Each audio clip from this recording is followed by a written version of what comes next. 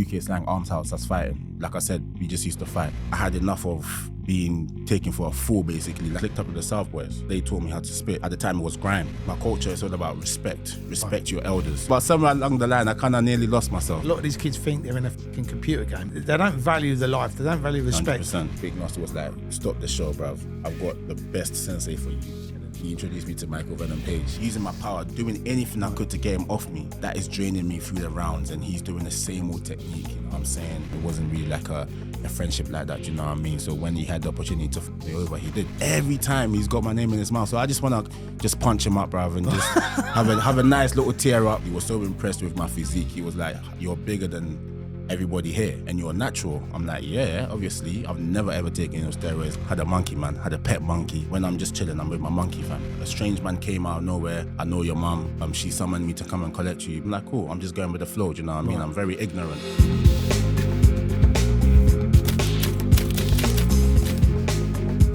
Welcome back to the Criminal Connection podcast, and this episode is proudly brought to you by Betovo. Welcome back to the Criminal Connection podcast. Today we're joined by a man from Ghana. He is called Armz, and I'm going to ask him where he gets that name from, but I've got an idea. He grew up on the wrong side of the tracks. He got himself into trouble, but he's now an established music artist. He's a fighter, and today, put your hands together for Armz in the house. Hey! My brother, thank you for getting me on here, man. I appreciate you. Have you been down the gym? Because you are looking...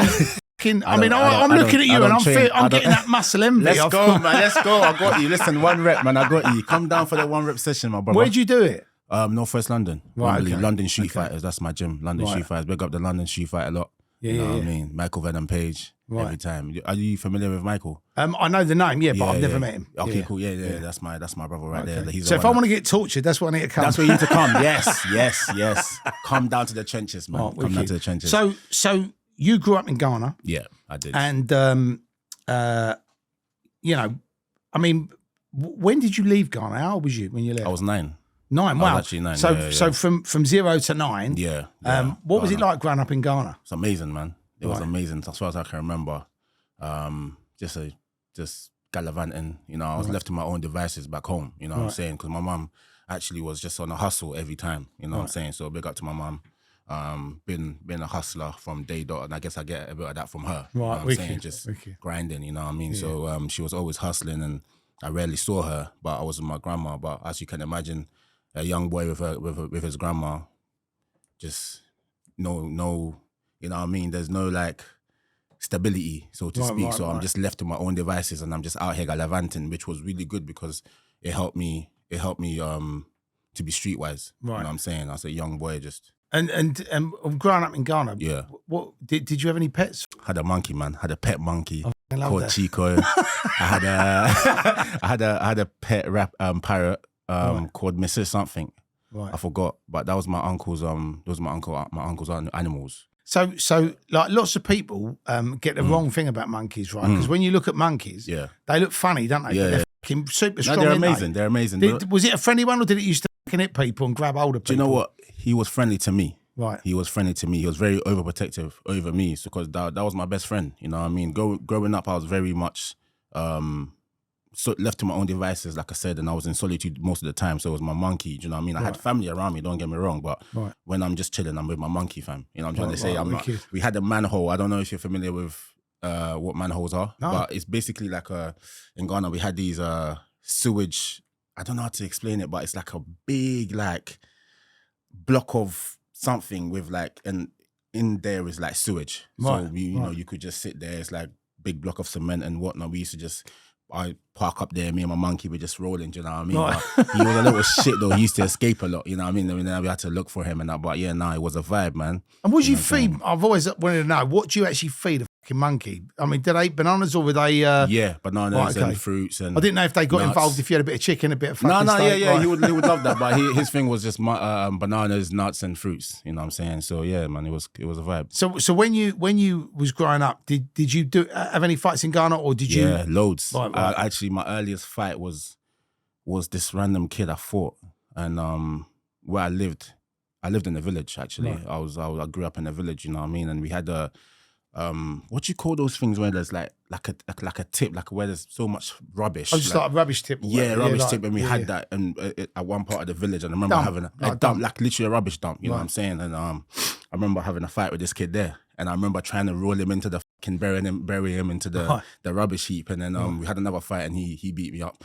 and you know what I mean. So from a very early age, I've had my experience of winning and losing. Has anybody? You know what I mean? Did anybody teach you how to fight, or was it just like street fighting? Yeah, just street fighting. Yeah. So actually, when I reflect on my life, like since I've grown up, I reflect on my life. Like fighting has been in my life. You know what I mean? I fought. You know what I mean? I fought for my life. I fought for like just street fights and all that stuff. And I remember being in school as well, fighting the school bully, so to speak. You know what I'm saying? So yeah, fighting from a very, very early age. And when you left Ghana, yeah. What was the reason for the UK? Was it just because my mum? Right, she just went, we're going there, son. No, my mum actually came here first. Right. Yeah, so she was checked it out, made sure it was all right. Yeah, basically. But I wish she chose America though, you know what I mean? Yeah. But still weather would have been fucking better.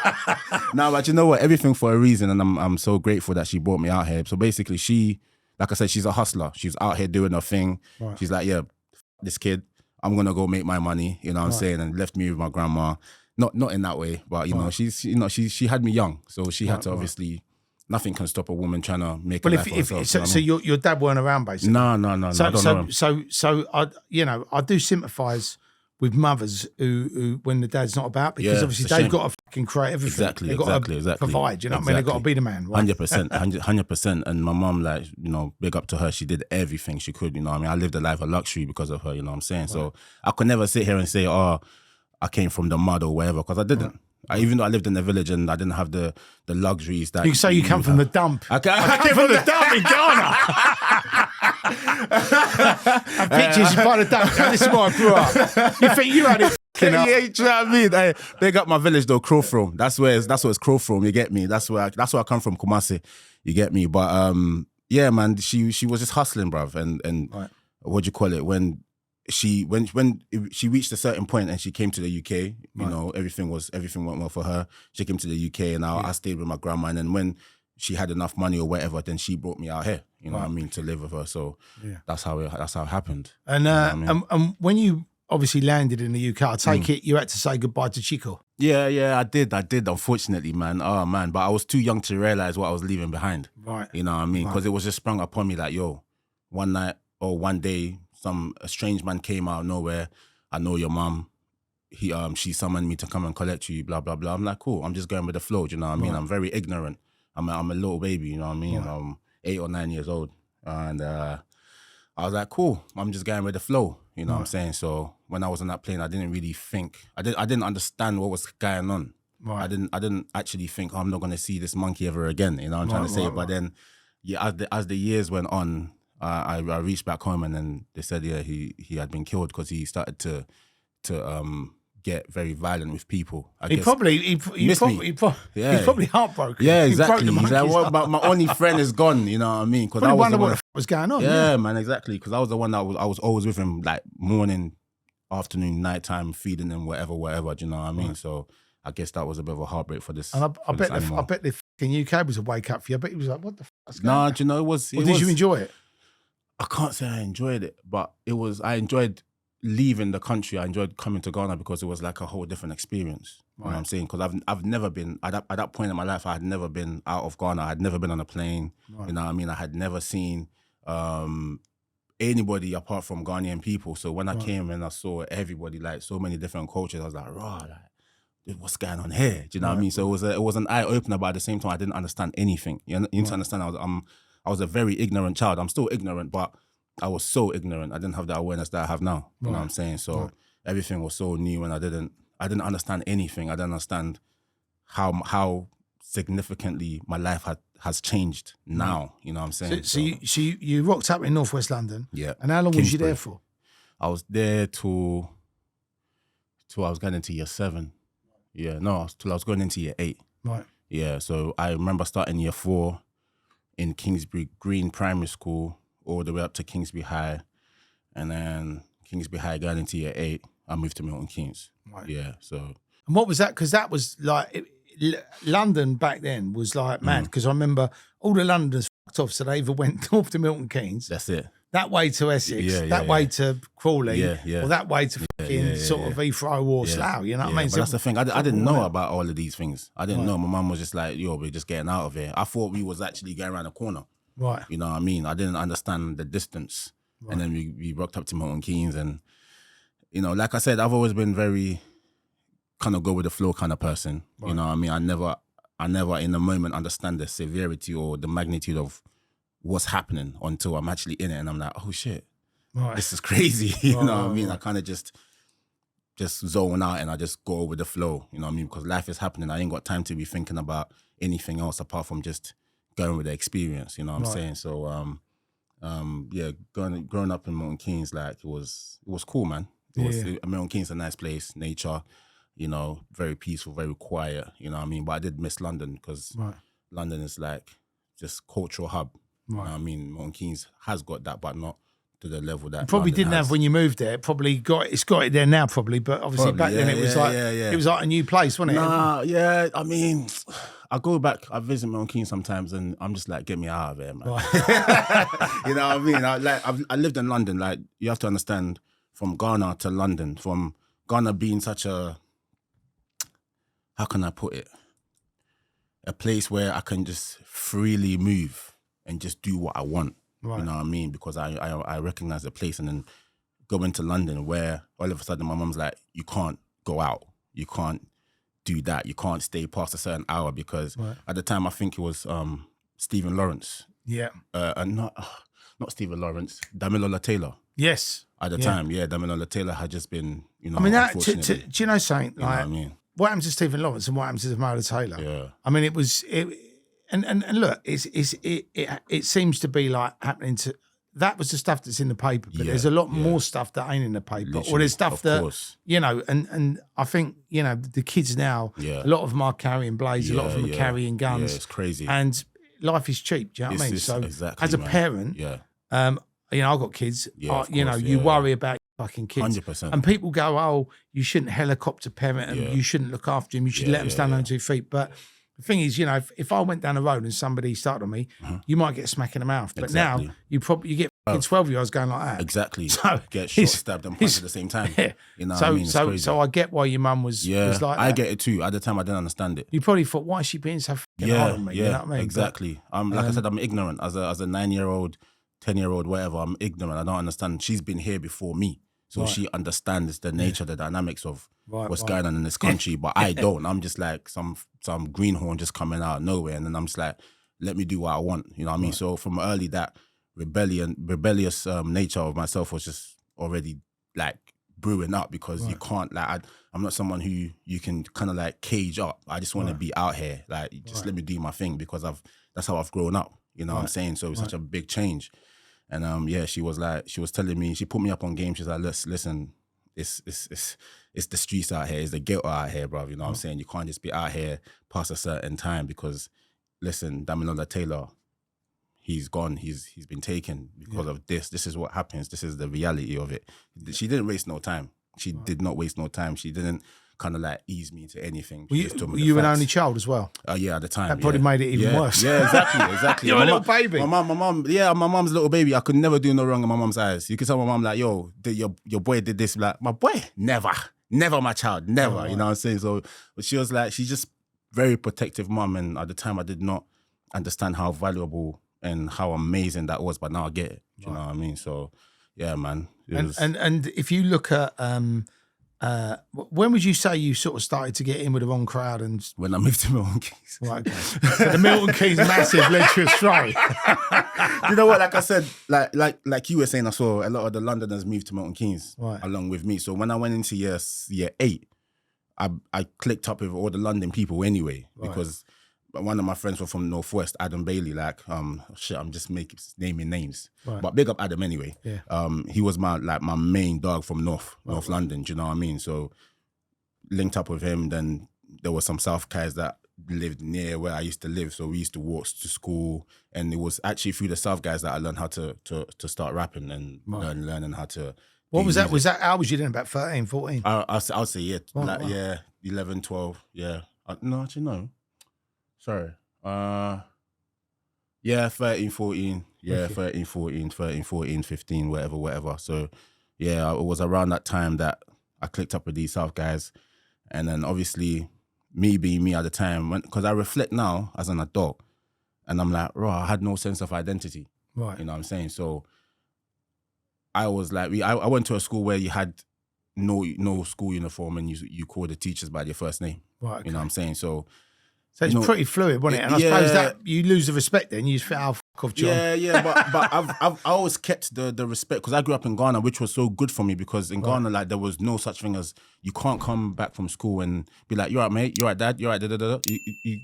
You're saluting everyone, you're saluting your elders. So that was still instilled in me. Right. I still had that. Even at home, my mum made sure that how I was raised, my culture is all about respect. Respect your elders, you know what I'm saying? So much so that even when your elders they're saying some bullshit to you, that's what is. You know what I mean? You don't have a say, do you know what I mean? But I still clinged on to that the respect aspect. You know what I'm saying? Like, cool, I'm gonna respect my elders. If my elders are speaking, shut the fuck up and listen, you know what I mean? All that stuff. So I still kept to that. You're a fucking role model. We need to get you out there. Get all these kids fucking in line. Do you know what I mean? Thank you. But somewhere along the line, I kind of nearly lost myself, man. Right. You know what I mean? And Do you think that was because when you got into the music and then you started to go to places and then it wasn't even the music, you know, because I didn't do music until I clicked up with the South Boys. Right. You know what I'm saying? Because they taught me how to spit. They taught me how to rap, at the time it was grime. You know what I'm saying? You give us a little criminal connection. Oh, freestyle. I'll put you on the spot. Oh. Listen, in my hood, there's nitties and dealers. Hey, you know what? I need this pressure, though. Right. I forgot those bars. In my hood, there's nitties and dealers. Them lossos could have been leaders. Young G's need more than Jesus. Hold on, mate. I've got the words here, mate.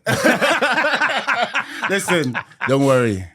There's more to come. Yeah, but and we'll do it at the end. We'll do it at the end. But yeah, no, I didn't start doing music until I linked up with these South guys and they was teaching me how to rap and do whatever. And at the time I was getting into grime music. I saw, you know, the first grime act I ever heard was JME. Big up JME on MTV Base, listening to Sirius. You know what I'm saying? Yeah. But it wasn't the music that took me down a certain path. It was the fact that I had enough of being taken for a fool, basically. Like I said, in the school that I went to, it was just like non-school uniform, you know, whatever. You have to wear cool clothes as a child. You have to be cool, you know what I'm saying? Every day, if you don't have the nicest garments on, then man are taking a piss out of you. You know what I'm trying to say? So I had that as well. You know what I'm trying to say? So you didn't have the nice garments? I didn't have the nice garments. My mum was my mom's a very modest woman. I want Nikes, you're going to get me Sykes. You know what I'm saying? Adidas, she gave me Adidas. What songs did they sing to you? Who?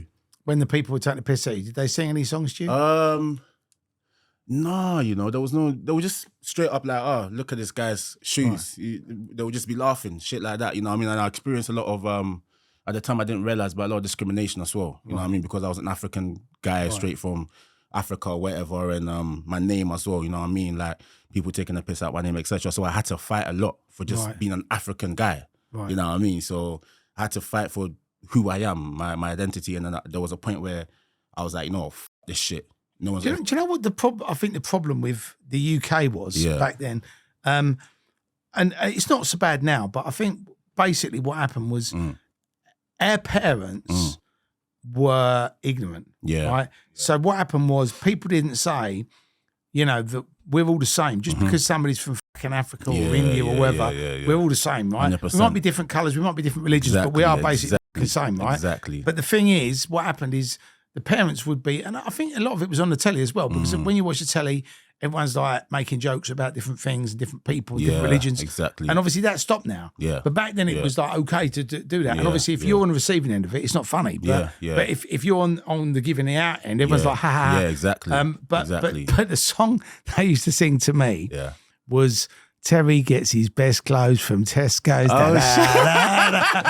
So I was like the Tesco's man, exactly. You know what I mean? So that's why I said, did they sing to you? No, they didn't. But they would just. But they'd be like taking the piss out the shoes or the trainers. like, because I used to have like Converses, Vans or whatever, but they weren't like Converse. They were just like, as the brand Converse or something, and they'll just Dunlops. be like, yeah, you know what I mean? Like Kappa shoes and be like, why are you wearing Kappa? Like, you know what I mean? Can't you afford Nikes? And all that exactly. You're broke. You shop in Netto's, all that stuff. And it does hurt. Like if you haven't got no money and you haven't got that, and everyone else has, and they're digging you out, it makes you feel bad. And, exactly. But then I take it you just thought this and started. Yeah, exactly. But that's the thing. My mum did not care about all that stuff. You know what I mean? And she did not care about luxury items, which again has been part of me. I don't care about what I'm wearing. I'm so grateful to have clothes on my back because there are people less fortunate than me. 100%. You know what I'm trying to say? So there was my mum did not give a toss, bruv. You know what I'm saying? Like, just, you got clothes on your back, be grateful that you got clothes on your back. Now, fuck off. You know what I'm saying? But obviously, when you're in the school, when you're in that environment, these kids are pricks, innit? So they're going to just chat shit. But they're all ignorant. So you can't blame them. It's all good. You know what I mean? We all grow out of that. But it was just a lot of teasing. And then I reached a point where I was like, all right, cool. When I clicked up with the South guys and I see how they was moving, again, back to not having a sense of identity. You're like, you're watching these olders. Right, and then you get sucked in. And I'm like, okay, cool. They've got respect. I want that certain level of respect. This is what they're doing to get this respect. All right, cool. I want to do that. Do you know what I mean? And that's exactly how man got sucked in. That's it. And that's the same thing with these kids nowadays. A lot of these youths are not who they are. You know what I mean? They're very nice people they're very nice kids from very respectful homes, but because for some sort of reason they want to just gain a certain level of respect, and they see someone who has that respect getting that respect in a not in a very good way. They're like, ah, cool. I'm gonna do it to get that respect. I must be that character. A lot of these kids, they're just playing a role. They're just characters. They're like literally actors. You know what I'm saying? Someone actually said that to me the other day, and I thought it was quite interesting. They said a lot of these kids think they're in a fucking computer game 100%, because they have no. They don't value the life. They don't value respect. 100%. But if you're on a council estate and you see a guy driving in a Merc or BM and he's got a nice watch on and he's flashing cash and he's got a nice girl, he's got a Louis bag, the guys go, fucking hell, I want that. I want that, exactly. And it's like, well, you know, if you do this at school and you do this and you get a job, in 5 or 6 years, you'll be able to do this. You go, you know what, I want a fucking shortcut. Exactly. And the shortcut is obviously crime. And unfortunately, you know, you go down that road and look, some people get lucky for a few years, but most of them end up in jail or exactly dead or dead or, you know, just with nothing because everything gets taken off you. So exactly. I mean, for you, Armz, when you sort of started going down that road, what was it? Was it just like robbing people, or was it fighting people, or was it drugs? What was the thing that? There was no drugs at the time. It was just a bunch of knucklehead kids, just misguided, having a bit of fun. You know what I'm saying, and just doing what we want. Because, like I said, I came from a country where I was just doing my own thing. And you need to understand that when I was in Ghana, I was alone. You know what I'm saying? So I was, I carried that with me to the UK. So I have never been somebody who needs loads of people to be. I don't need friends. I don't care about friends. You know what I'm saying? But fortunately, I attracted people towards me. Do you know what I mean? So when I met these guys, it was just like, oh, I want to chill with these guys because I see that they have a certain level of respect. I want to move with them. Okay, cool. This is what I've got to do to move with them. All right, cool. I'm gonna do that. But that's just that I haven't been guided properly. You know what I'm saying? I need that. I needed which is the same story for a lot of these kids. We all need like great role models. You know what I'm saying? And it's unfortunate when your role model is somebody who's doing crime or you know, doing certain things to attain certain things. You know what I mean? And when the mentality is always on materialistic stuff, gaining materialistic stuff, make money, get the nicest clothes, get your car, this and that. That's not really the way of life for me. As an adult now, that's not the aim. I don't care. But it was then. It was then. You felt went down that. Right. Exactly. Do you know what I mean? So with these man, it was just like there was no drugs. It was just mainly violence. Yeah, definitely. Like, bruv, I've got stories. Please share them. Please share them. I don't know. I might incriminate myself, but this was years ago. But I'm not proud of it. You know what I'm saying? I'm not proud of it. When I reflect, I sit back and I reflect, and I speak to my friends, and we just reflect as an adult. I'm just like, wow, like the stuff that we was getting up to was just so silly and stupid. You know what I'm saying? Like just getting into random fights because we're so delusional. We have this sense of duty, of honor. Like I remember one time we seen a school. He wasn't in our class. He wasn't in our class, but he was a schoolmate. He went to the same school as us. And he's walking. We're walking home, and he's walking towards us, and he's crying, and he's like in distress, and he's like, "Oh, these guys just tried to like mug me, red tete." We're like, "Yeah, straight away. That's like a green light for us to just." Yeah, all right, cool. We got fire. Let's get involved in this. Where are them man there? Boom. Do you know what I mean? And then that's how violence start. We catch up to them man there and we just start doing the madness. You know what I'm saying? But that's how it was. It was just we were just ready for violence because we were kids with fire, misdirected fire. You know what I mean? If we had better role models, our fire would have been channeled in a better way. You know what I'm saying? That's where I had to obviously certain things happen, and I ended up in a place where I didn't need to be in. And then I was like, you know what? It gave me time to reflect and think like, raw, okay, cool. I know I have this fire in myself. How can I channel this fire productively? All right, cool. I want to go gym. And this is what began my gym. And how old was you when you discovered actually that's what you want to do, the gym? 16 going on 17. Wow. Yeah. At that time when you were saying about advice, did you ever have any trouble with the police? Did you ever get nicked? Or? Yeah. Right. That literally, that's what started this whole gym stuff. Do you know what I mean? So I remember there was a... You thought I need to be distracted. Sorry? I need to be distracted. I need to have a distraction to keep me away from... Exactly, yeah, honestly. And it wasn't even a distraction, but what actually happened was at the time, we was just doing a lot of madness on the road. We were just brave and broke, you know what I mean? And we were just doing so much dumb shit. And on this one occasion, the dumb shit actually got us in real deep trouble. You know what I'm saying? Got nicked, whatever, and then spend some time doing whatever, do you know what I mean? Like in a youth offenders place. Right. Yeah. How long did you... I got 42. 42 weeks? No, 42 months. Right, okay, Yeah, so it was it was for 2 months. But I suppose when you go into pretty much like a young offenders institution, Yeah. you either walk in there and go, right, this is the life, or you walk in and go, I'm never fucking coming back here again. Yeah, exactly. But this is what it was for me. It was, at the time, there was so much shit going on the streets in terms of me personally, my personal life, I'll get off the bus and straight away, the man in my like, yo, this brother is in the ends. We need to, whatever. Like I said, I'm not that type of person. You know what I'm saying? I wasn't raised, I didn't come from a hard life because my mom made sure that I did not come from a hard life. You know what I'm saying? She was struggling and striving to make sure that I was living like a king. You know what I'm saying? Basically, you know what I'm saying? So I could never sit here and chat shit and be like, oh yeah, it was hard, blah, blah, blah. My mum was the one that had it hard, not me. You know what I'm saying? But like I said, I reached a certain age and I was like, I almost kind of self-sabotaged myself wanting to live that life. You know what I'm saying? And so then I literally put myself in that lifestyle for no reason. I didn't have to, you know what I mean? But I did. And so when this thing happened where I got bagged and then I had to go to court and, you know what I'm saying, like, at the time, my solicitor at the time was like, bruv, you're going to get 6 years because of the severity of whatever, because it was violence, basically, do you know what I mean? And they said that I was going to get 6 years, but I had a few things that backed me up because I was in college at the time. You know what I mean? I was doing art and design, you know what I'm saying? I love the arts. I've always loved the arts, you know what I'm saying? So I was doing art and design. I was doing very well, you know what I'm saying? My tutors loved me, you know what I'm saying? So all of these things, and I kind of live in a double life because I go home and I'm looking after my siblings. At this time, my mom's giving birth to my two sisters. You know what I'm saying? They got my sisters, my brother. She's giving birth to them, so I'm kind of like looking after them whenever my mom's out working. I'm the one that's, you know what I mean? I'm the one playing, big brother duties, changing nappies, etc., etc. But then when I'm out here, I'm a little fucking.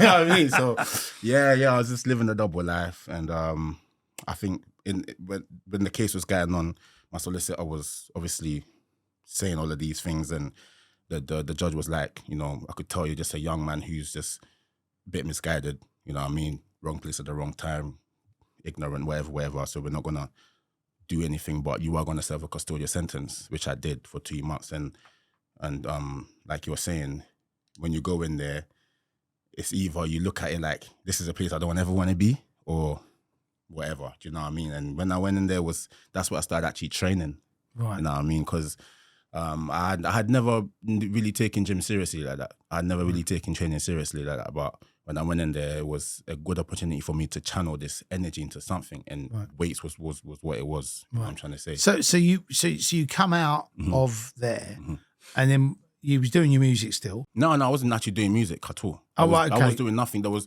music didn't come until later, until I came out, and it was later. You know what I'm saying? So there was no music at the time. It was just nothing. But when you come out, did you still go back to the same guys? No. So at that point, you was like, I literally, I said this. I said to my mum, I came out, I said to my mum, sign me up to a gym. And the first gym she sent me up to was DW. You know what I'm saying? And I went in there because as soon as I touched the weights in the youth offenders gym, I knew I love this because it was such a great way for me to channel my power and my fire. You know what I'm saying? It was so good. It was so good for my mind as well. It was just that's what I did. Right. That's what I did. I did nothing else. Obviously, I'll go do my little studies and whatnot. And it was such a great way for me because I picked up on a lot of stuff that I implemented on the outside as well. So I love the organization of it. You wake the regiment, should I say? You know what I mean, wake up a certain time, do this, do that. You know, having a routine. I had never known to have a routine as a kid, as a 16-year-old kid going on 17. I don't know routine. I don't know discipline. So now when I was in there and they were putting me through these things and having a routine, wake up in the morning, you do your bed. I still up until now. That's I still, you know what I mean? I'm disciplined. That's my discipline. I wake up, boom. First thing has to be made, it's my bed. You know what I mean? That sets my day. You know what I'm saying? So a lot of the things that they taught us in there was good for me personally. You know what I mean? So did your mum come up to you and put a hand on you and say, "You feeling all right, son?" When you started making the bed and stuff. What's happened to my son? Because most boys never make their beds. They just leave it for their mum to do. I've never been taught for that. I've never been taught that. You know, you always got to, like, where I come from, you always got to pull your weight. Right. You know what I mean? My mum's never been like soft on me or anything like that. You know what I mean? She was very hard on me. Yeah. You know, I guess she had to be because, you know, she was playing both mum and father. Do you know what I mean? So she had to be tough. I remember this woman, she's beat me on the street of London, boy. You know what I'm trying to say? So and I appreciate that. At the time, obviously. Did she beat you with her bare hands? Bell slapped me, bare hands, wherever she could find. My mum used to have a big fucking wooden spoon. Bruv, it's important though. And it was like the spoon's coming out, you're in trouble. Yeah, exactly, you know exactly. My mum just slapped me up, slippers, whatever, her hands, whatever. Do you know what I mean? So yeah, you get in trouble for that now, but I actually do think that, and I don't care what anybody says, right? You know, at school now, you have teachers getting abused by the kids, being told to go f*** yourself. Literally, they're scared. And back then, like, if you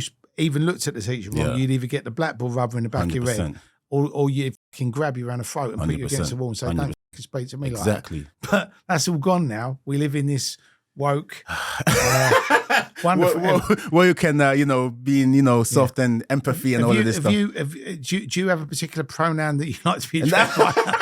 Shut the f*** up. You don't STFU. STFU. Is that how you like to be? STFU. No, I don't buy into all of that stuff, man. I don't. I just let everyone do your own thing. I'm just in my own little world. You know what I mean? Just. So you're not going to come out on the podcast and say you identify as a cat? Nah. I identify as a big wall of energy. That's it. You know what I'm saying? I don't buy into that. I'm just kind of like on the outside watching everything happen in the world. You know, it's funny to me.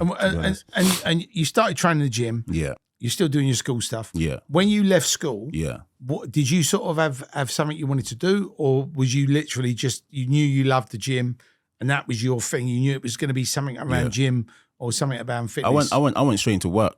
You know what I'm saying? So when I left like college and that, fortunately, I bucked up on some other elders that were like, listen, you know what you're doing when you reach this age. One of my a distant relative of mine, he was like, listen, when you reach this age, you need to get a job. You know what I mean? So that was good advice. You know what I'm saying? So I did exactly that. You know what I'm saying? My first ever job was in retail, brother to brother, and I went to get that, and then I was still training. You know what I mean? Because training for me, I wasn't aware of this at the time, but I didn't understand how good it was for me mentally at the time. But I just know that I enjoyed it, and so I did it. But I knew that I needed to make money. You know what I'm saying? So I didn't want to go to university or anything like that. I just wanted to make dough. You know what I'm saying? So what was your first job? Brother to brother. Right. Yeah, working in the retail shop. Right. Yeah, just selling clothes and folding garms and doing all of this stuff. You know what I mean? Which I still do.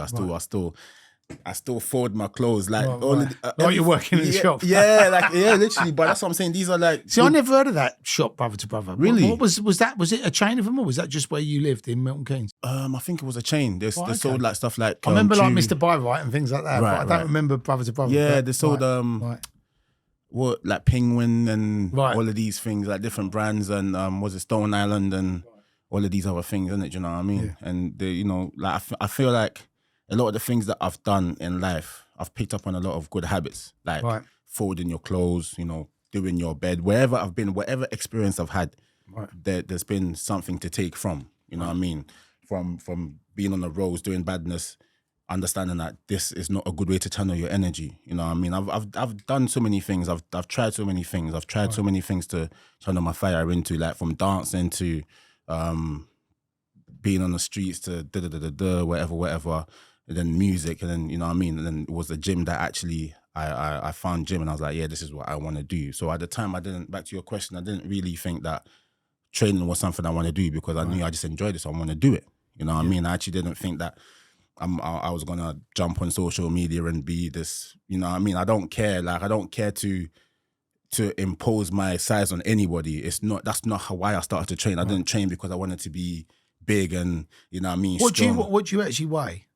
I don't remember. I don't actually weigh myself, you know, but I'm in the hundreds. I'm definitely in the hundreds. Right, yeah. Like 105 or some shit like that, you know, really? kg. Yeah. But I was heavier.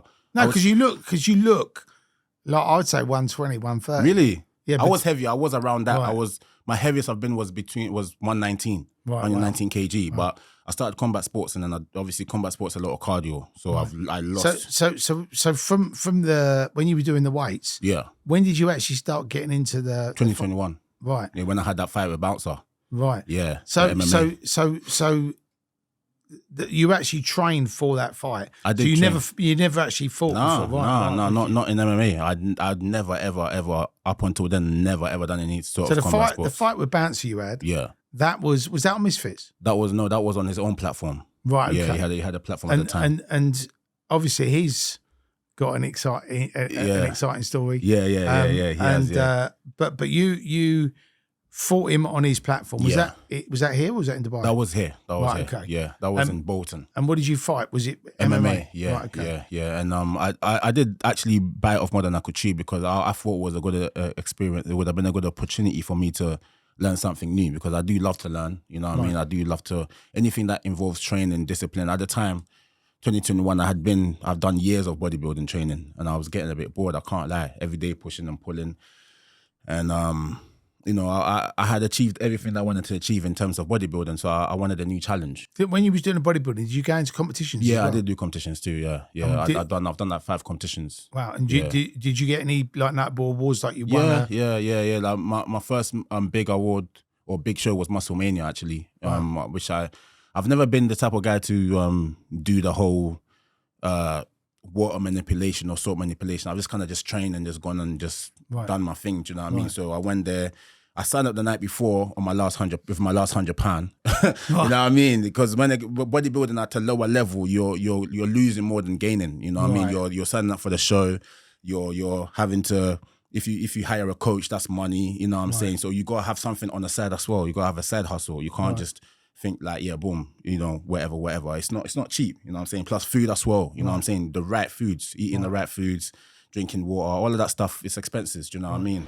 I want to say a huge thanks to our sponsors, Fragrance du Bois. Now, for those of you that don't know about Fragrance du Bois, where have you been? It is one of the leading luxury fragrances, only available in Harrods, Selfridges and Neiman Marcus in New York. They've got so many different fragrances for men, for women. All of the fragrances are unisex, so make sure you get involved and sample the delights of Fragrance du Bois. For all the Criminal Connection podcast crew, we've got a special discount for you. 10% off. All you need to do when you click on the link below and choose your luxury fragrance is to put in CCPOD10 for the 10% discount. So you turn up at Musclemania. Yeah. With no preparation like all these other guys do. I'm just like, look, I remember the night before I did that, bruv. I looked at my account, £100. Oh. You know what I'm saying? £100 in there. And funny enough, to sign up to this show, £100 to sign up. And I wanted to do it because at the time there was a bodybuilder that I really admire, and I still do, Simeon Panda, you know, and I was like, this could be an opportunity to meet him. Right. I literally signed up to that show because I wanted to meet Simeon Panda. That's it. I didn't care about winning anything. So I was like, you know, my last £100, cool, let me do this thing. I don't, you know what I mean? I don't have any expectations. I don't care to win because, like I said, I haven't prepared. I haven't done the whole salt manipulation. I haven't dieted. I don't care about dieting. I've just been eating whether I want, and I've just been training hard. That's What did you eat before you went in? I don't remember, bro. Probably had a burger or something, bro. Burger King. Yeah, at the time I wasn't mindful of what I was eating as I am now. You know what I'm saying? I wasn't mindful of my eating. So I was just eating anything and everything because I got told, if you want to be big, you've got to eat. You know what I mean? I've come from old school teachings. You know what I mean? Look, if you want to eat, if you want to get big, if you want to be able to train hard, you got to eat. So I just took that advice and I just ate 8 meals a day, 8 to 10 meals a day, like minimum, you know what I'm trying to say? So, probably had a burger and chips or something. And then at the time I had a friend, Jimmy, who's actually the one that got me started on Instagram, because I didn't care about all of that stuff. He's the one that got me started. And I reached out to him, I said, listen, bruv, I've signed up to Musclemania. Yeah, I've just given up my last £100. I got nowhere to get there. Do you mind coming to get me? He said, boom.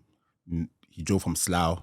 Said, no worries, bruv. So big up Jimmy, man. That guy, I will never stop like singing his praises. You know what I'm saying? He's such a good friend. He came down, he took me there. I said, bruv, like, what do I need to do? Obviously, at the time, I had competed in local shows. Right. So I kind of like had the posing down to a certain level. I knew that I had to get like, I had one of those things, the posing pants. Oh, you know yeah, what I'm saying? the half man came.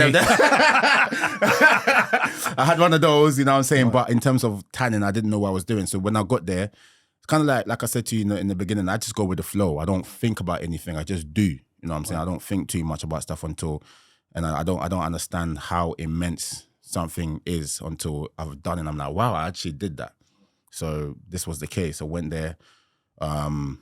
Fortunately, there was a tanning brief. I got my tan because when you're doing these shows, you got to get tanned because under the lights it's so bright. You know what I'm saying? So you'll not be able to see your cuts and whatnot. So at this point I've been training for years, man. You know what I'm saying? I don't know. I don't remember what age I was. Must have been 21 or something.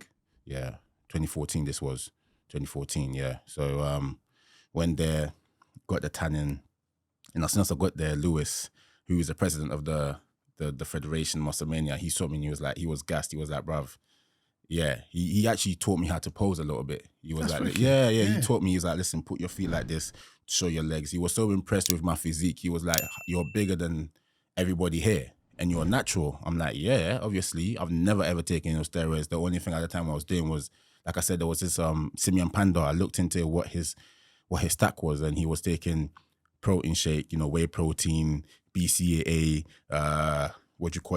L-glutamine. So I took it upon myself, again, with the little money I had and got all of these things, but I wasn't even using it. So I kind of like stopped using supplements and I was just kind of like focused on food.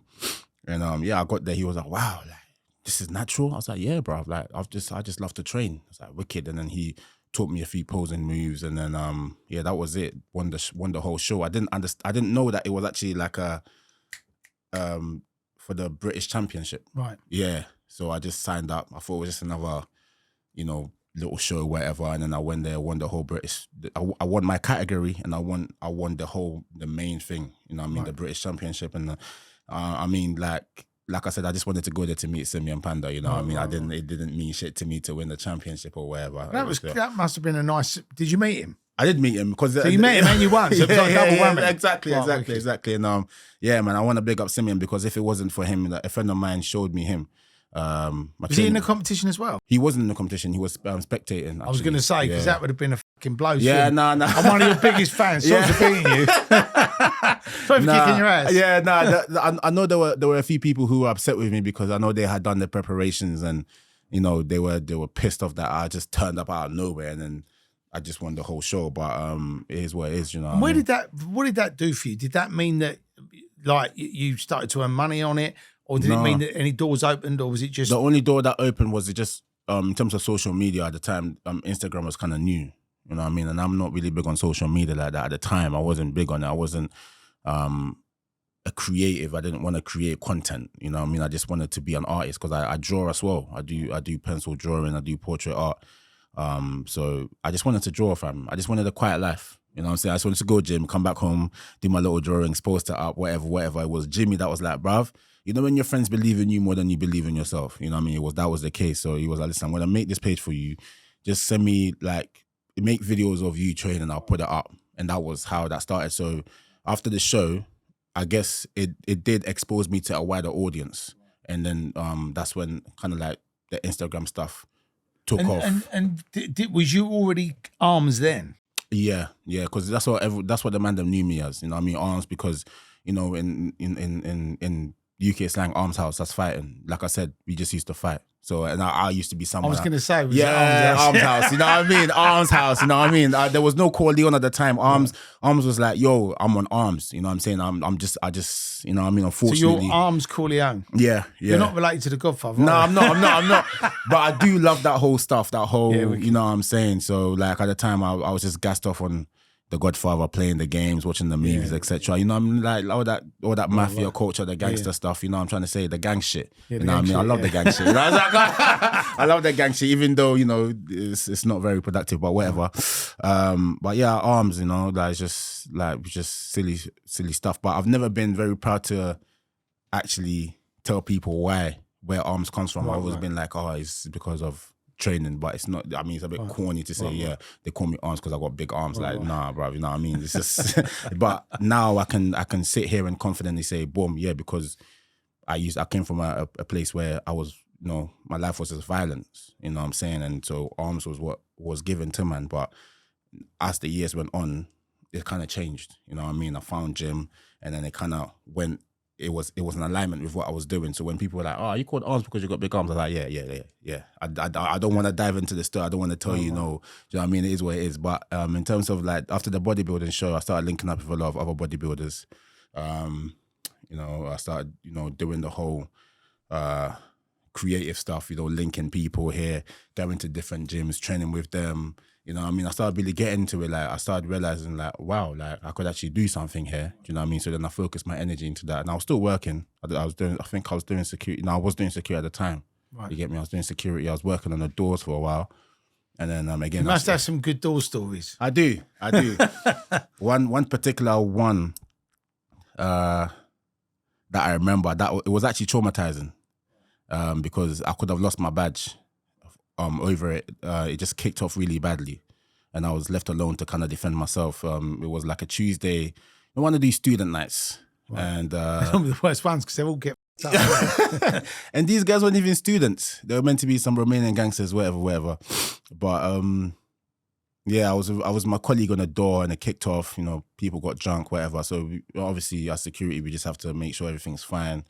Went to the guy. I said, "You're gonna have to come down. We're gonna have to restrain you."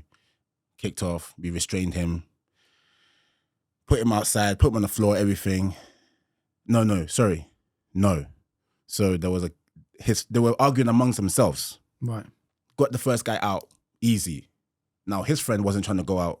He was trying to go out with a fight. So we restrained him. Put him on the floor. As I'm getting up, his friend that we already put him out, come out of nowhere and hits me. So obviously I'm getting up. The guy on the floor trying to headbutt me. Right. You know what I mean? So I get up and I start swinging the guy that's hit me just out of instinct. Well, self-defense. Exactly. Do you know what I mean? So at this point, my colleague is like, he's just bitched out. He's like, oh shit, you know what I mean? Whatever. So I'm alone, and then the guy that we put on the floor, he's getting up. So it's two against me. So I'm like backing off. They showed me the clip, and I was backing off. That's what didn't get me done, because when they watched it back, I wasn't the aggressor.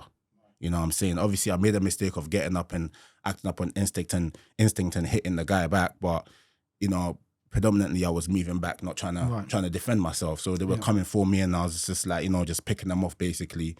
And at the end of it all, they were all like, just finished basically. The police came, took them away, and then they pressed charges, like counter charge, saying that I used too much force. But when I went to the station. We start a fight with you, we hit you, we headbutt you, and then when you fucking kick our ass, we call the police. I mean, it's just you know what I mean? So that happened, and obviously at the time, I don't know the law that much. You know what I mean? I'm not somebody who studies the law at the time. You know, all I know is, if you do fight on a door as a security, as a doorman, you're liable to get your license taken off because, you know what I mean, you got to use minimum force. That's what they use, innit? You know what I mean? So in the old days, before that, badge you could, innit? It was maximum force. Exactly, I know. I was like, what? Why now that we got license, we got to use minimum force? Can I just give this back? Can we just go back 10 years? Honestly, man, do you know what I mean? But yeah, no, like they summoned me to the station, and then they were like, oh, have you left out any information? I was like, no, like, this is exactly what happened. Talking to the policeman, and he's like, oh, well, okay, we've seen on the cameras that you actually threw a punch. I'm like, yeah, but he hit me. And as I'm getting up, his mate trying to headbutt me. So I'm not thinking, I've given the statement, I'm not thinking about my actions. I'm just telling you what's happened. Do you know what I mean? I'm not thinking whether it's minimum force or whatever. Do you know what I'm trying to say? So they were like, well, we've reviewed the CCTV and we've shown it to our colleagues, and we can say, it's okay, we're not going to take it further because actually you're not the aggressor here. I said, cool. And so I kept my badge. But for weeks, as you can imagine, I'm thinking, shit, this is my only way of making money. You know what I'm saying? And it's kind of easy. I can just kind of like kick back a little bit. You know what I mean? Because at the time, it was good for me. I was training hard, and I had a job that enabled me to just relax after training. You know what I mean? I used to do like warehouse work. Packing and picking and all this shit. Do you know what I mean? So then when I went into security, it was a bit more easier. I really wanted to focus on training. You know what I mean? Training was really good for me. And so I just made sure that I had a job that enabled me to do that. But then after that incident, I said, fuck this shit, I'm not doing the doors anymore. And I went into static security. That was like 12-hour shift, 6 to 6. And that was good for me. You know, just sit down, watch the cameras, eat like a fat pig. Bruv, it was great, bro. You know what I'm saying? But after a while... Was you literally sitting there go, somebody say justice? honestly, but that's the same thing with having a routine, you know, because I had been to the place I had been, as in the youth offenders place, it taught me about routine. So when I came out, I was kind of still living that life. You know what I'm saying? It never left me. So I came out, I was like, I don't want to go clubbing. I don't want to be out in the streets. I don't want to have friends. I don't want to meet girls. I don't want to do none of that shit that people do. I don't want to have any distractions. I want to focus on training, and I want to focus on making money. You know what I'm saying? That's it. Cool. I got my 12-hour shift work, 6 to 6. This is what I'm going to do. Like I had the routine. Like every day, I knew what time, but the bus was going to come. I knew how long it was going to take me to get to the gym. I knew how much time I had to prep my meals, my 8 meals to before I could sleep. That's how many meals you have a day, 8? Yeah, man, 8 meals a day. Imagine just sitting there in my office, just eating 8 meals. You know what I'm saying? That was cool, bro. You know what I'm saying? Exactly. So, but are you like, you have to weigh the food and all that? I wasn't weighing my food. No, I've never weighed my food. I'm not into all of that stuff. You know what I mean? I've never been a serious athlete like that. I just like I said, I got taught, just eat. That's it. And so I got a job that enabled me to just eat. You know what I'm saying? So your 8 meals, was it like KFC, McDonald's? No, I actually cooked. You actually cooked? I was cooking, yeah. I was cooking. It was the same every day. So like I said, I knew the windows that I had in terms of time. You know what I'm saying? I finished work at 6 a.m. I know the bus was going to come at 6:30. I knew it was going to get to this destination at this time. I knew that I had this amount of time to get home. You know what I mean? And a lot of the times I didn't go home, I'll go straight to the gym. Right. So a lot of the time, because I've already eaten like 8 to 10 meals already at work, I'm already filled up. So I'll go straight to the gym, train, come back home, prep my 8 meals a day. So I went to IKEA, I bought like these glass containers, 8 of them. You know what I'm saying? So that was very good for me. And I just filled them up with food. I come home, I knew that I'll get home I'll train for 2 hours, get home about 11 o'clock. I know that I've got an hour to prep my meals. Get in the shower. By 12 p.m, I should be in the shower. By 12:30, I should be in bed, having my rest, getting ready to go to work again at 6 p.m. or before 6 p.m. because I'll sleep for that, say I'll go to bed at 12:30 or whatever. I got 12:30, 1, 2, 3, wake up at 3 p.m, get ready, because I take quite a lot to get. I'm a bit of a diva, man. I gotta have like a whole routine, and you know what I mean. I gotta like have a night, take my time in the shower, have a little concert. You know what I mean? See, I would never put you down as a diva. Really? Nah. When it comes to myself, like, you know, I gotta like. I have to put into myself. I got to lotion my skin, make sure. Do you actually put that Armz Diva Korleone? Yeah, I should. You know what I mean? I should. Let's change it. You know what I mean? Armz Diva Korleone. No, man. You get me? I'm a big believer in like self-care. Yeah. You know what I mean? You got to have that, man. Self-care, because without that, nothing works. You know what I mean? And when you're doing the door and all this stuff, did you actually do any boxing or martial arts? No, nothing at all. Nothing. Right, nothing. Okay. I've like, honestly, don't get me wrong, I hit the pads a few times, but that's just, you know what I mean? My focus was just training. Right. You know what I mean? So in terms of combats, like I've never done, at the time I'd never done no combat sports training, no cardio. At the time I didn't do no cardio. Right. Cardio was a myth in my life. The only cardio I did was run to the shops and back. Right. Even then I was just fucking breathing like a, you know what I mean, like a fat pig, bruv. You know what I'm saying? I no combat sports, no combat experience, nothing. Do you know what I mean? So how did that thing with Bouncer come about then? Because it's an odd thing to do if you've not had any fights. Exactly. But that's just me. I like to, I throw myself in the deep end all the time. Right. You know what I mean? I'm like I said to you before, I go with the flow. Right. And then after I pick up the pieces, you know what I'm saying? And I learn on the job, so to speak. But did he call you out? Did you call him out? No, so how it happened was he reached out to me at the time when I was content creating. He said he wanted me to collaborate with Lickleman, you know, because he was managing Lickleman at the time. He was going to fight him? No. Just because that wouldn't have been fair. go on my knees. Nah. Just do some content creating. You know what I mean? Just do some skits, have a laugh, basically. And I was like, cool, man. You know, I didn't know Bouncer from Adam. I didn't know him from nowhere. He's not my friend. You know, he's not my friend. He's not my enemy. I'm just like, cool. This is an opportunity to create with another creator. So I said, cool. And then that link up was done. That collaboration was done. It was fun. It went viral. It was great. And then, he came to me with the idea that he wanted to create something like Misfits, because I think at the time KSI had just fought, was it Logan Paul? That's it. Yeah, that's it. Yeah. So it was at the time that was it Logan or Jake? Which one was it? I think it was Logan. Right, yeah, okay. Logan. I know he fought one of them. Yeah, he did. Yeah, he fought one of the Pauls, but definitely Logan. Yeah. So at the time, I don't think Misfits was even a thing back then, but it was just starting. You know what I'm saying? So. KSI had that fight with Logan, and I think the second fight he won that one. And then Bouncer was like, he put it to me, I'm minding my business. This guy comes like, yo, I want to create something similar for the UK guys, and obviously we're from the ends, innit? So, you know, being that way from the ends, this will be a good opportunity. At the time, I didn't see it like that. I just thought, yo, it's a great opportunity to just do something, to be involved in something. Do you know what I mean? I didn't think about how massive it could be or whatever, because I don't know. I'm none the wiser. You know what I'm saying? I'm just out here having a bit of fun. Do you know what I mean? So he's come to me like, yeah, you know, I want to create something like this. We should do this. We should do that. I'm like, yeah, cool. I'm here for it. I'm game. I'm not actually thinking about anything else but just being a participant in this thing. Do you know what I mean? So then he was actually the mastermind behind everything. He's like, cool, this is what we're gonna do. I've got this platform. You're gonna do this and this. I was like, cool. Say no more. I'm here for it. You know what I'm trying to say? Just a bit of a laugh. Cool.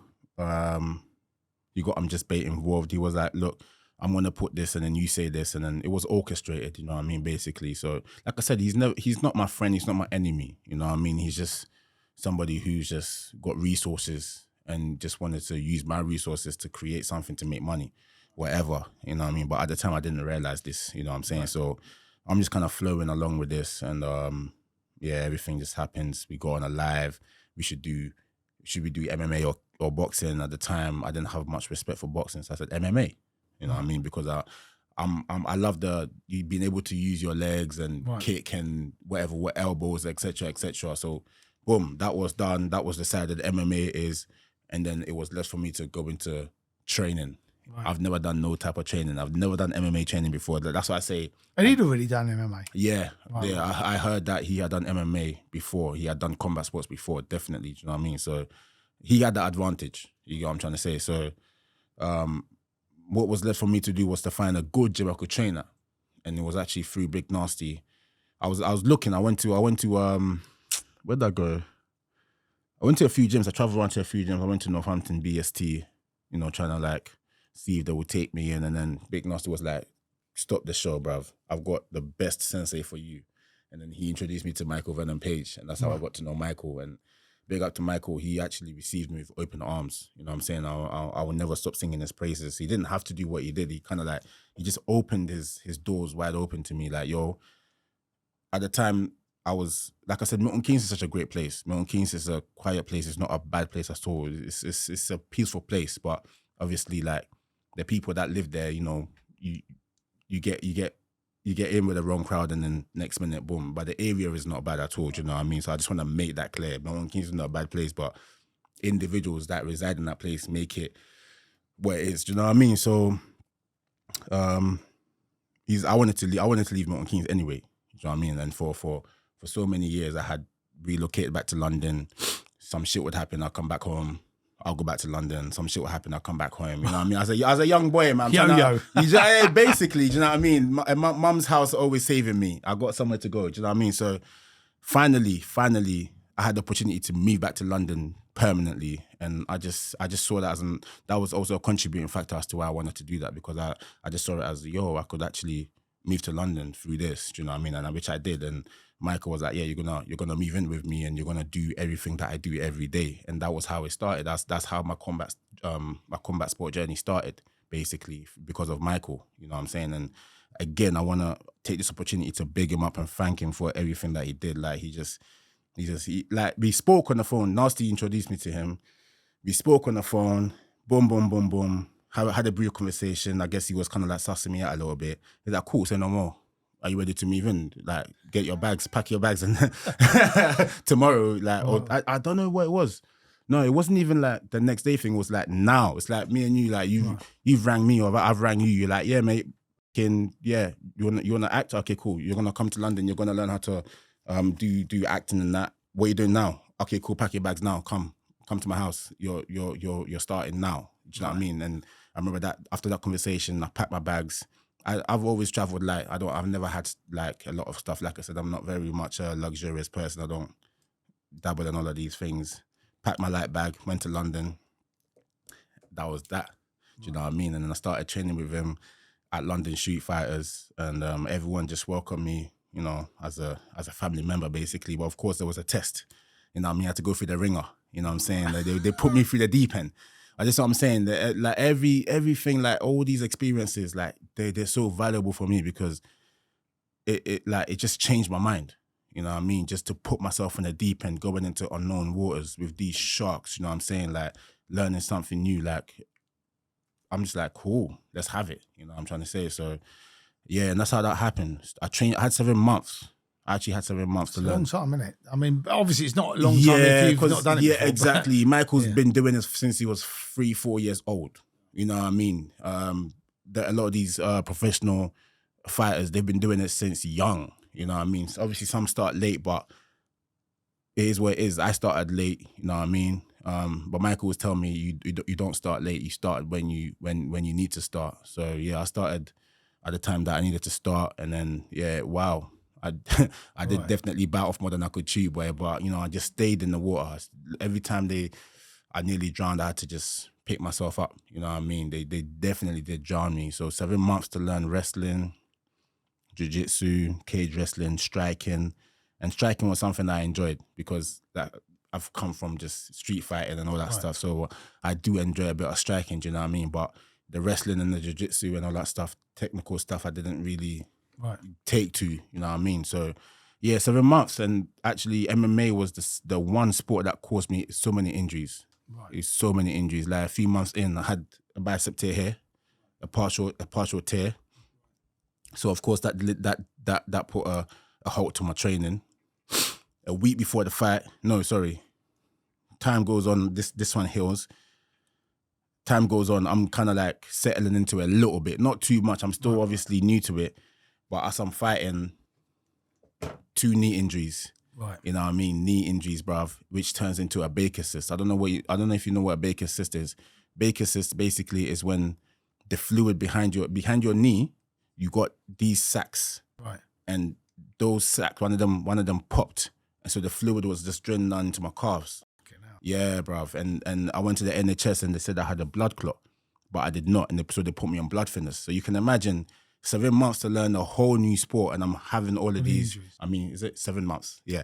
I've got 7 months to learn a whole new sport, and I'm having all these injuries, all these complications, and the NHS is just fucking me about.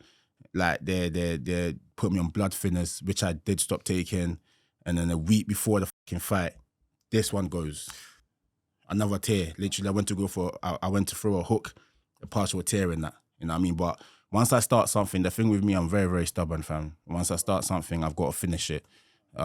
Coach Alexis, my coach at the time, he was like, yo, just cancel the fight, bruv, because you're not going to be ready. You haven't trained enough. Right. But I'm like, I just want to finish it. I just want to, I hear you, coach, but I just want to do this thing and then pick up the pieces after. Just let me do it. And so cool, I did my thing. They patched me up. I literally went into that fight like mentally finished, physically finished. Do you know what I mean? Like, but still did my thing. Do you know what I mean? And that was literally how that fight came about. How long what was it? Was it over? How many rounds was it over? 5 rounds. 5 rounds, 3 minutes. Did it go the distance? Right, It so did it go the went distance. five rounds. Yeah. And what was the result? Because I haven't seen it. He won. Yeah, but he won because he was flipping, holding me off the whole. You should watch it, bruv, and you understand why. Because I went there to. You wanted to fight, but you wanted to cuddle. Basically. See, I wouldn't have put Bouncer down as a cuddly guy. I wouldn't either, because before the fight, he was like, yo, we're going to strike. We're going to, you know what I mean? We're going to swing it out. We're going to knock each other out. I said, cool.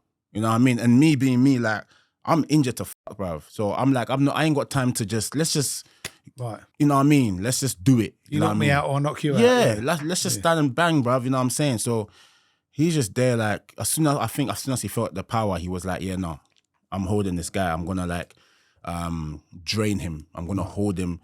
And I'm, in that moment, mentally, I'm just like, I've got people watching.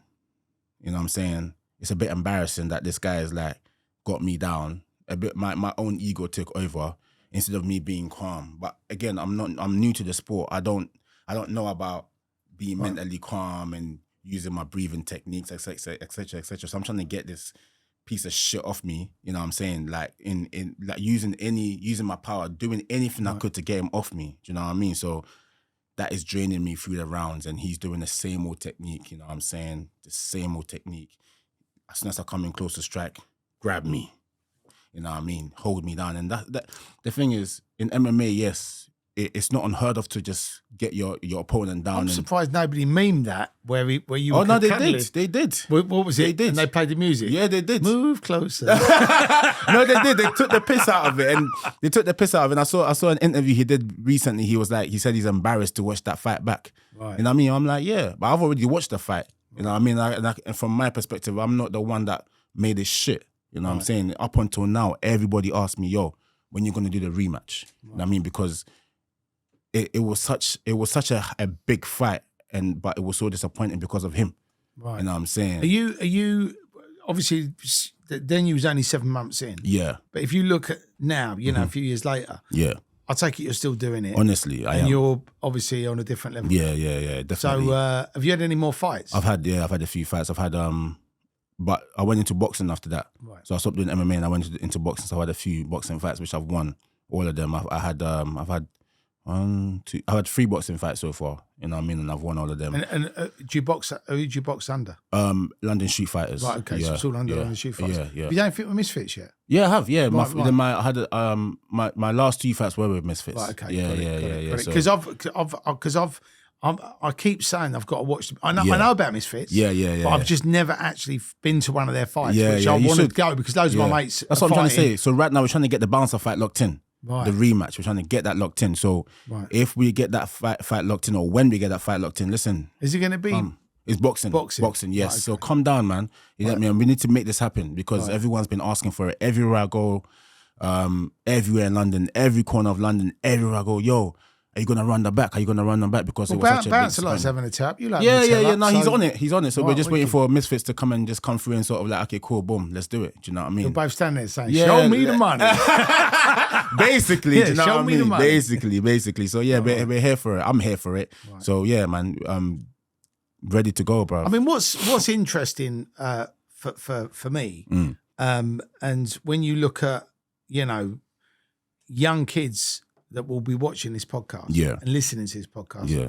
I think you're a great role model because you. you've been on the side that a lot of these kids are on, and you've actually gone, right, I'm not going down that road. Yeah. I'm going to do this. And you've actually persevered. Yeah. And obviously you've become big on social media. Yeah. You've become a fighter.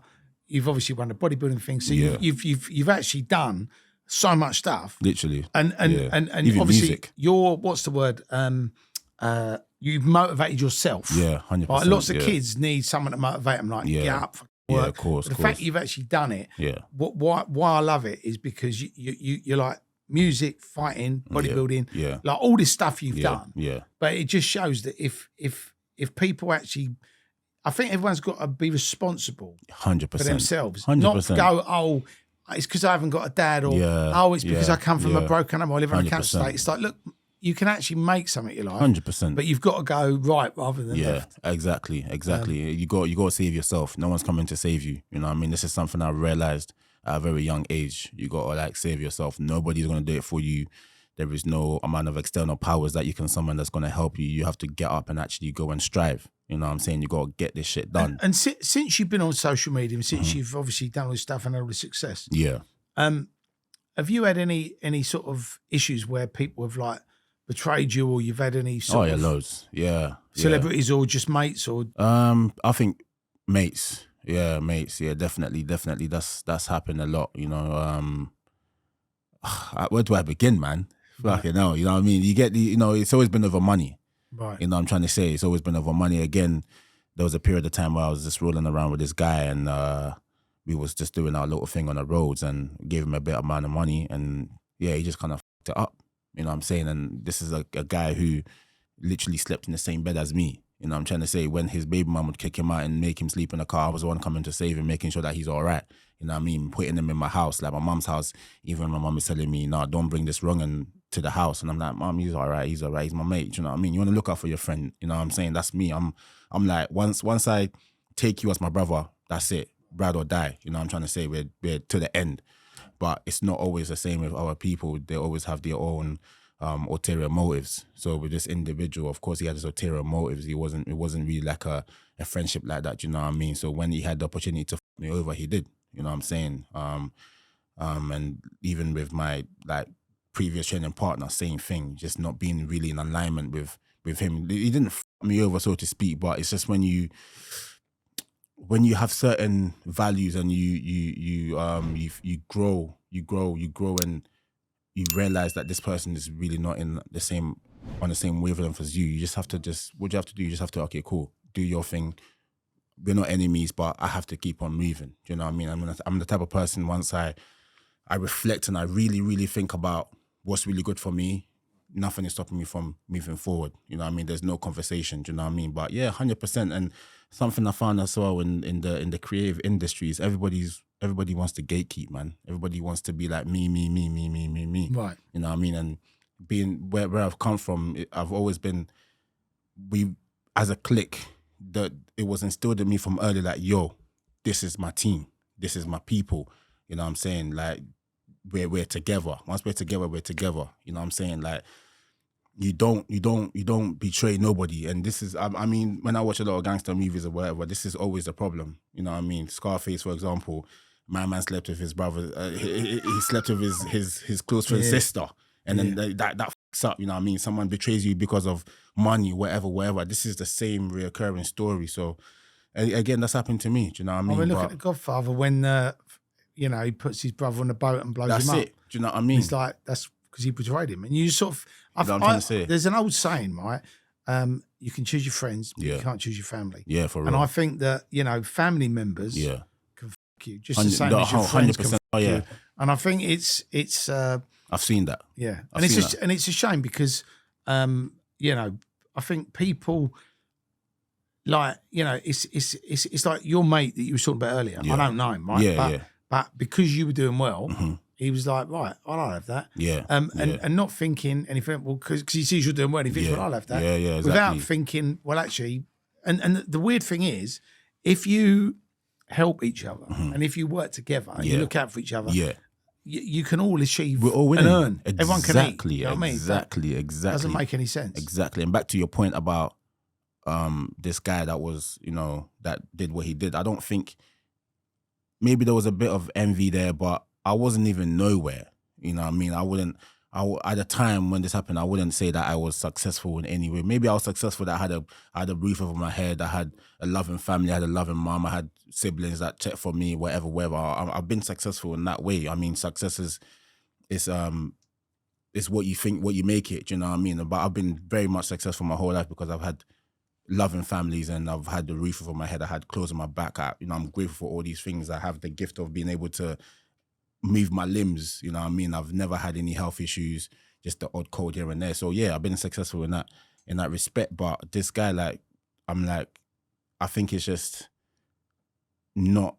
ignorance, you know what I mean, and greed, you know what I'm saying, and just being stupid, bruv, you know what I mean? Because I'm a very cool guy. I give you money to do something with it, and you're just sort of like, you're using that money for your own personal gain, you know what I mean? Not respecting the friendship or whatever. And it's like, come on, bruv. Like you said, we can all win, you know what I mean? And again, back to that thing, that's the point I made about the creative space. Everybody wants to gatekeep something, you know what I mean? This is something that I have experienced since I've been in this creative environment. Everybody, I've reached out to collaborators. I've reached out to creatives to collaborate, and I find that everybody just wants to have the limelight. And I'm cool. You can have the limelight. In fact, I don't mind putting you forward, like, yo, have a bit of that. That's cool, because if you win, I'm winning. I want to see you win. I love that.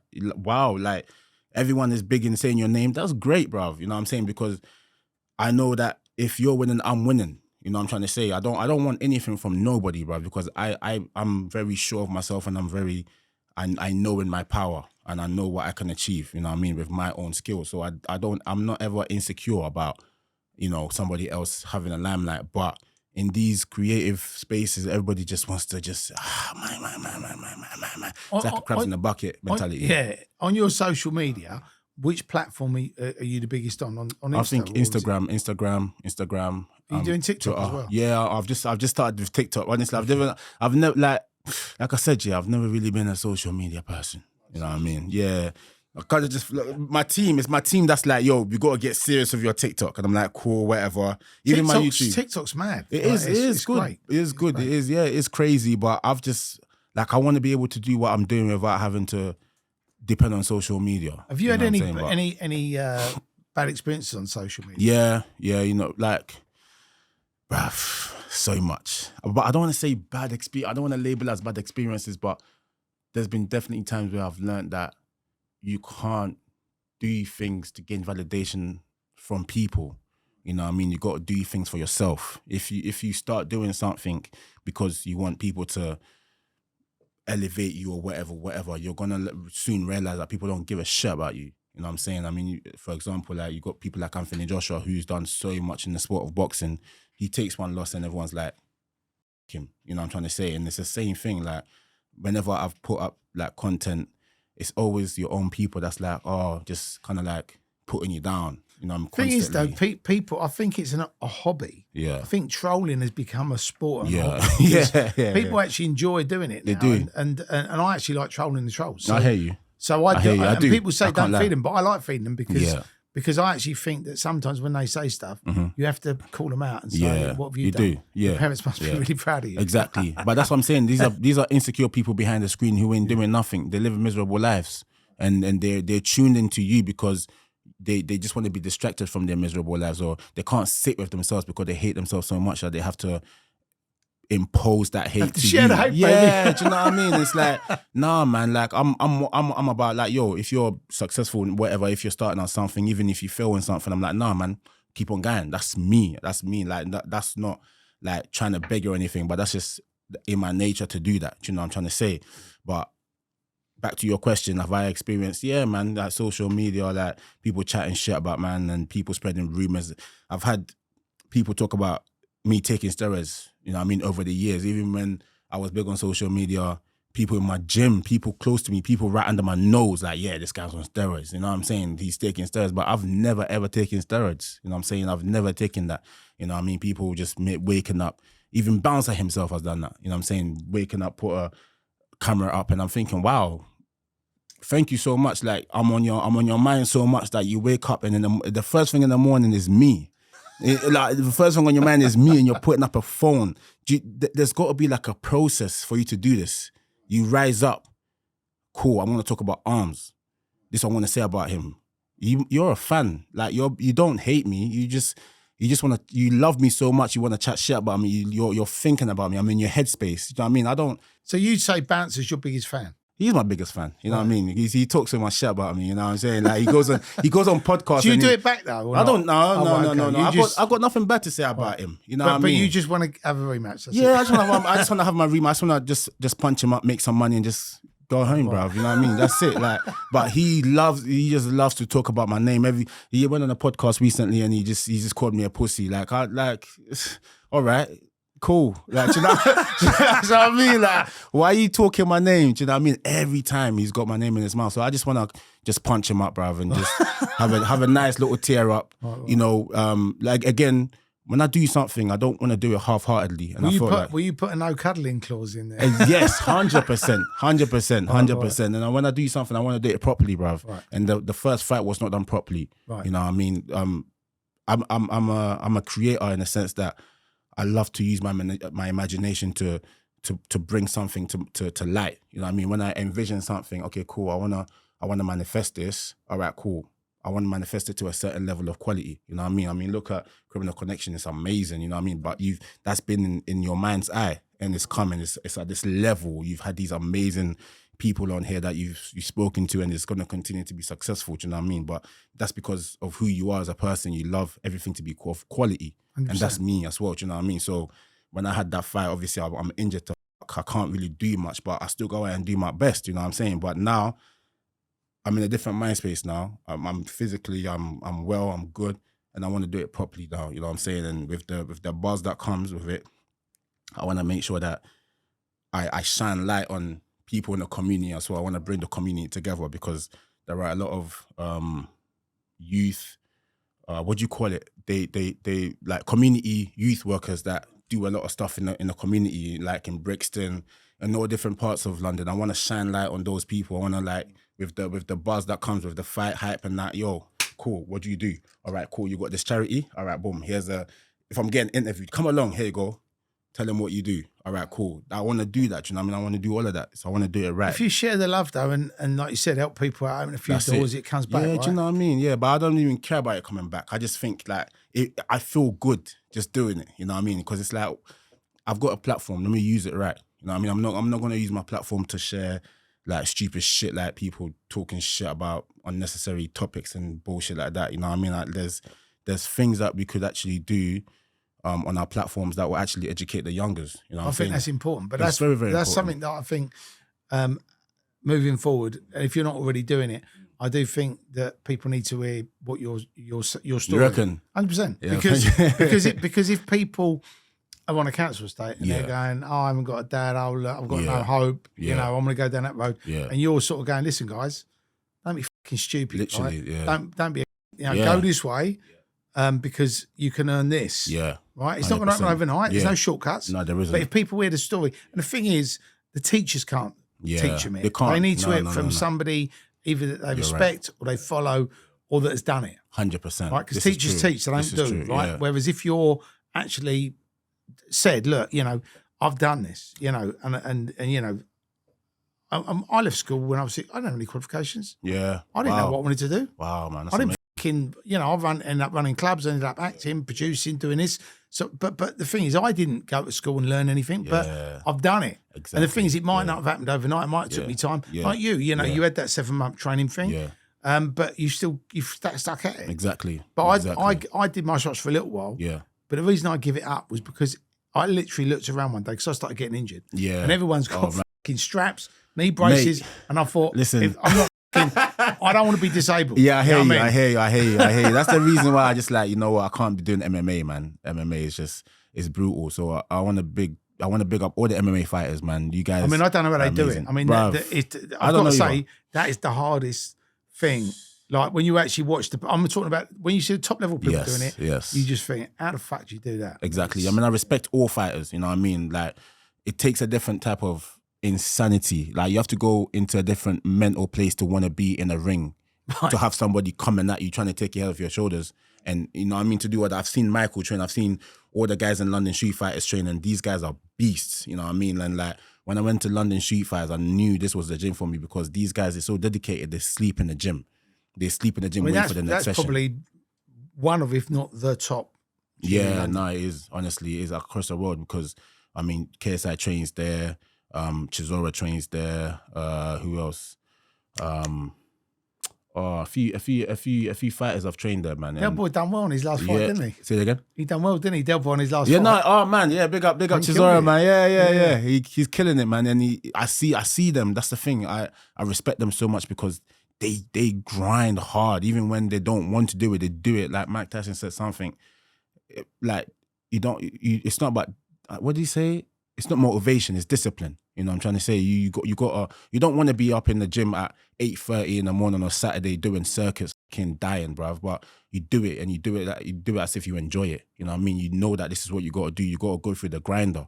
You know what I'm saying? You got to you know that this is the steps you got to take in order to achieve something. You know what I mean? Because when you get up in that ring, it's a whole different ball game. You know, it's street fighting is different to being in the cage, being in the ring. You know what I mean? Because this is like controlled violence.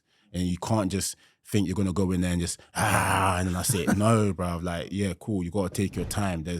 You gotta have mental patience. It teaches you to be to calm your mind. You know what I mean? It's more of a mental game than just a physical one, which I've learned over the years. You know what I mean? You gotta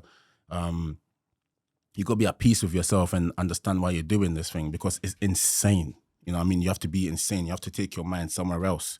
You know what I mean? To the depth and actually like, bruv, go crazy for this shit. You know what I'm saying? And if you was going to impart, because there'd be people watching and listening to this podcast that are actually going, you know, what is your secrets to success? So if someone was to say to you, what are your secrets to success, or what can I do to be like you, what would you say to them? I would say, don't wish to be like me, be better than me. And plus, success is not about what you have. You already have. If you have good health, if you can move your fingers, if you can lift up your arm, if you can get up in the morning, if you can brush your teeth, if your digestive system is working, you know what I mean, you're already successful. You're gifted, you're blessed, you know what I'm saying? If you can walk on your own 2 feet, because there are people out here who have these health issues, they can't do half the things that we do, you know what I mean? They don't. To be sitting right in front of you right now, to see you, it's a blessing in itself. We are successful because we're healthy, do you know what I mean? So I'll say, think about that first, you know what I mean? Don't think about material gain or whatever. But then once you've written down all of these blessings of your health, then you wanna manifest other things. And you have to be consistent. You know what I'm saying? If you want to achieve something, you know, just be consistent. It's a daily grind, fam. You get up in the morning, you gotta go. There's no time to be emotional about anything. Like you can't feel sorry for yourself.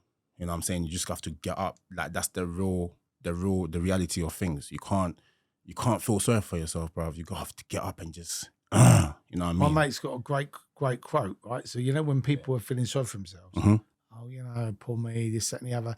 He goes, he said, are you having a pity party? He goes, oh, let's all come to your pity party and listen to how shit your life. And he's like, shut the fuck up. Literally shut the fuck up. And I think yeah, man. One thing that lots of people need to understand is that it's that old saying, right? If you think you can do it, you can. If you think you can't do it, you've already lost. Can't. You've already lost. So whichever way you want to go, but it's always better to try and be positive. 100%. Even if everything's going fucking wrong and it's shit. If you're positive and you keep being positive, eventually you will get through. 100%. Do you know what I mean? 100%. And I think a lot of kids, you know, feel like they've got to buy a load of Instagram followers to look cool. They've got to, you know, pay somebody to teach them how to be successful. There's got to be a shortcut. You've got it. But there is no shortcut. There isn't. There's a long cut and a lot of hard work. And as long as you go into anything with that mindset that you're going to work fucking hard and you're not going to give up, I think you will get it. It might take you a year, it could take you 10 years. But you just can't give up. And 100%. that's always been my mindset. But that's why I wanted to find out what your view was, because I think sometimes people have different hacks or different experiences, Yeah. or different things they want to share. you Yeah, know? So- for me, to be honest, it's just like grit, having pure grit. You know what I mean? Just go through the ebbs and flows. Like you said, it's not going to be straightforward. And a lot of these guys, they always want a quick fix. They think it happens overnight. It doesn't, man. You know what I mean? You're gonna have those days where, I mean, when I started MMA, like the only thing that had me sitting at the edge of my bed was not a chick. It was just doing MMA, fam. You know what I'm saying? I sat at the edge of my bed like, rah, like what am I doing? So you don't. So now you've got the Instagram. You've had the fights. Yeah. You've obviously got the profile. Now you've got the chicks. Yeah.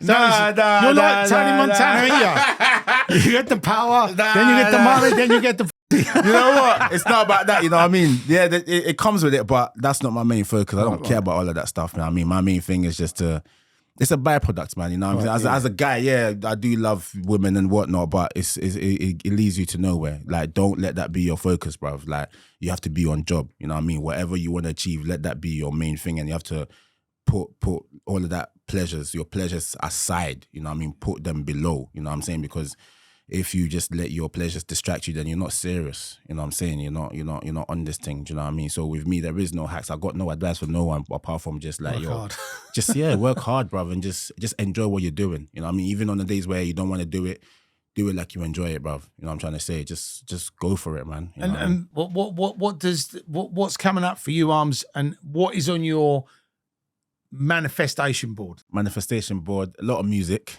a lot of collaborations with a lot of top artists. You know, people ask me like about my eating habits and training and all that stuff. I've actually got a fitness, a coaching app coming.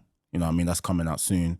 So people are gonna gain insights to all the little tips and tricks and hacks over the years I've picked up from people that have taught me. Do you know what I mean? Because I'm a student of the game. You know what I mean? I'm not a master yet. You know what I'm trying to say? I'm still a student, but I have picked up some wisdom that, you know, I am going to put in the coaching app. So that's coming up. Fights, you know what I mean? I want to get the bouncer fight up on the way. A few other fighters, whoever, I don't know, Big Tobes or Kells or Chase them, all these people, do you know what I mean? Whoever wants it, yo, let's get it, do you know what I mean? So with Misfits, as I said, I'm aware of it.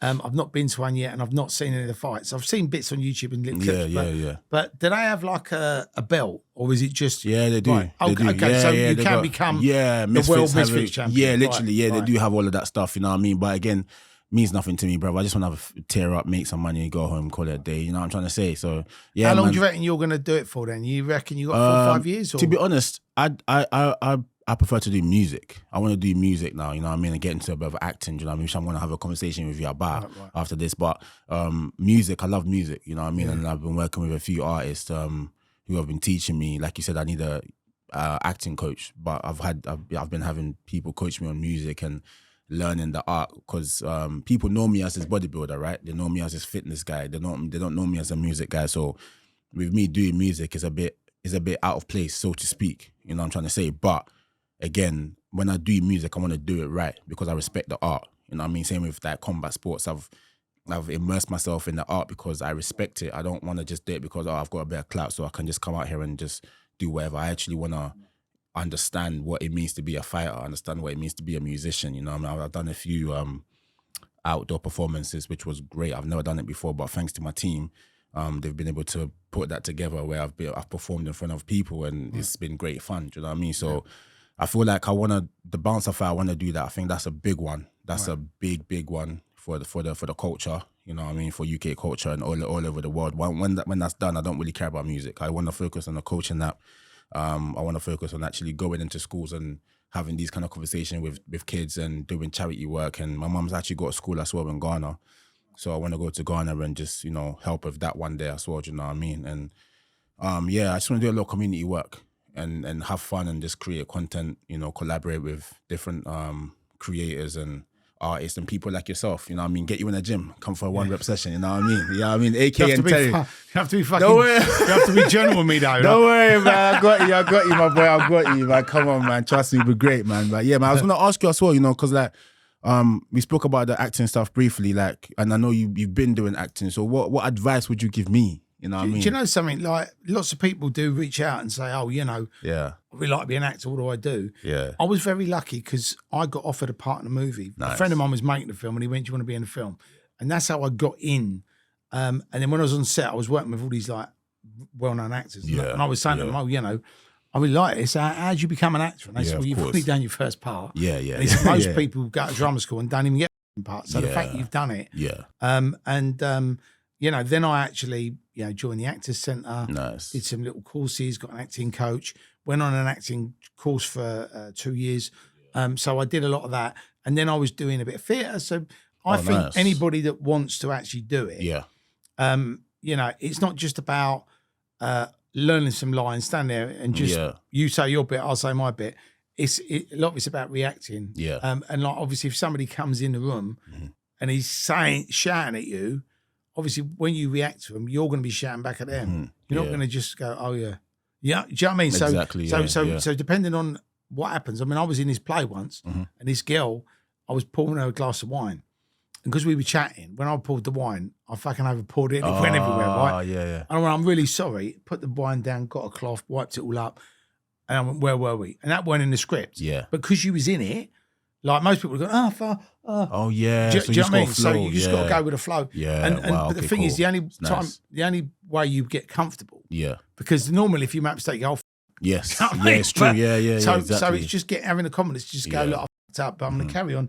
They haven't got a clue what's going on. Yeah. So I'll And that's pretend what it's makes it part of the organic, show. right? Yeah. That's what makes it organic, innit? Yeah. Do you know what I mean? But Yeah, I think definitely get an acting coach. Yeah. And definitely, even if you just get a little part with a couple of lines, just so you can cut your teeth on it.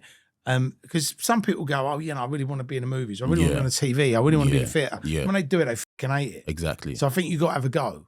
And then if you have a go and you go, actually, I love this. Yeah. Then obviously you got to have a string. So you've got the music, you've got the bodybuilding, you've got the fighting. Yeah.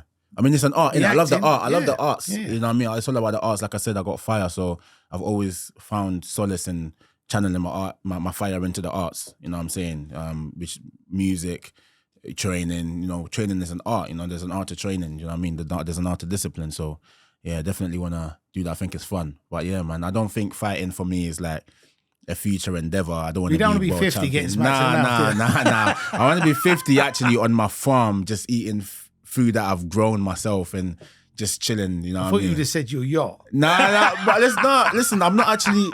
See, all those things that they don't entice me. Farm or yacht. I don't know.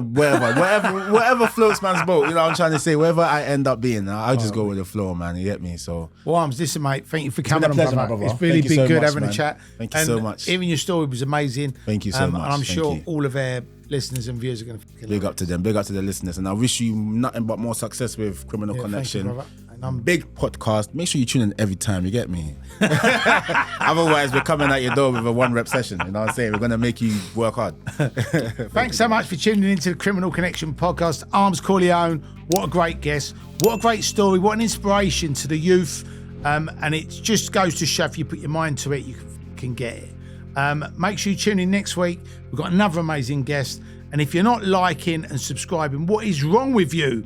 Do me a favour, press that button, and we will see you on the other side.